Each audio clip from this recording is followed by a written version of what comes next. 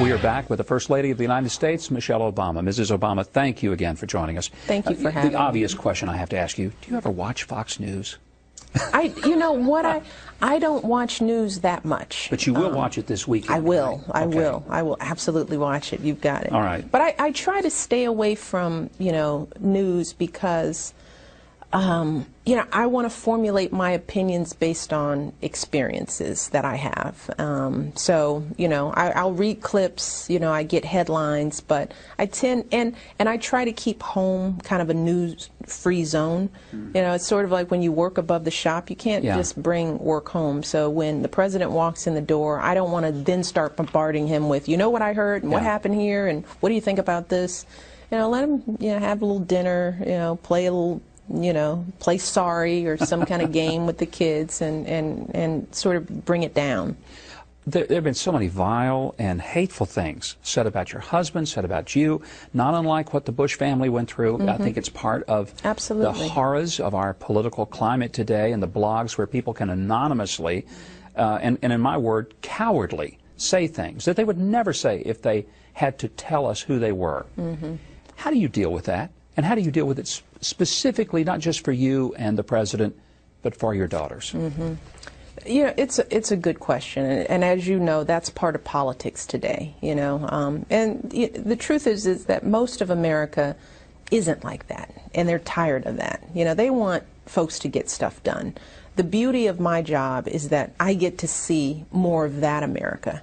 And that feeds me, that sort of reminds me, like campaigning. I mean, what it's, the beauty of campaigning is that you're talking to America. Yeah. And it's a really cool country with some really great people all over the place. It still brings tears to my eyes because we don't often get to do that as Americans. We don't get to campaign and have to go to Iowa and then to Montana and then over to, but you're forced in a very good way to do that. And when you do that, you see the true America. And it's decent, and it's kind, and it's hopeful, and it's critical, right? And it's demanding, but it's courageous. It's not cowardly in that way. And that's the truth that, I hold on to. And that's the truth that I teach my children. It's part of Dad's job. He's doing a big thing. There are people who won't agree with him. That's life. People won't agree with you.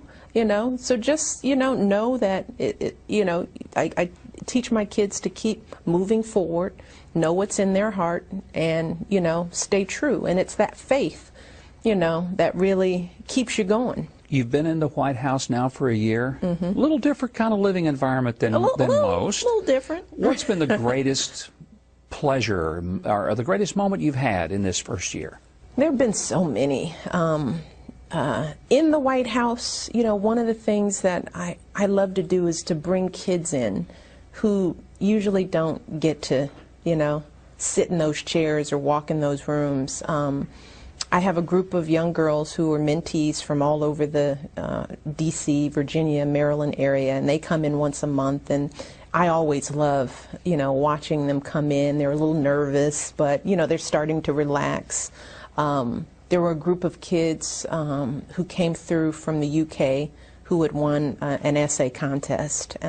It's those kind of interactions where you let them sit in the old family dining room and sit on those chairs and feel like this is part of my experience. And it's really a privilege to be able to offer a lot of kids that experience.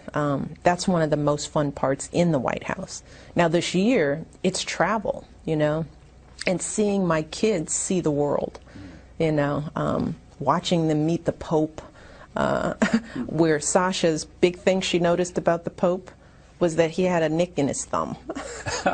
And she wrote an essay about it. So you should see the horror when I looked on there and said, is that what you saw? But that she was about thumb level to him. But just watching that and watching their interaction when they met the Queen and when we traveled to Ghana, to the Cape Coast and saw, the old slave ports. Those kind of experiences are a privilege. And we're seeing the world and the country in a way that few people will. And that's, those are the things that I hold you know, so closely, and I'm grateful that my children not only get the experience, but they are appreciative in the experience, and they're not arrogant about the experience, and they're grateful. And it's continuing to make sure that they're grounded and grateful and understand that to whom much is given, much is expected. So hopefully they'll be working hard to, you know, give back just a fraction of what they've been given. I want to ask you, what do you wish people knew about you that they don't know? Wow. I still feel like Michelle. I think that I try to be who I really am, you know. When I share stories and I talk personally, I mean, it's really because, you know, I still connect with people at the core. So, you know, I guess I want them to know is what they see is what they get, you know.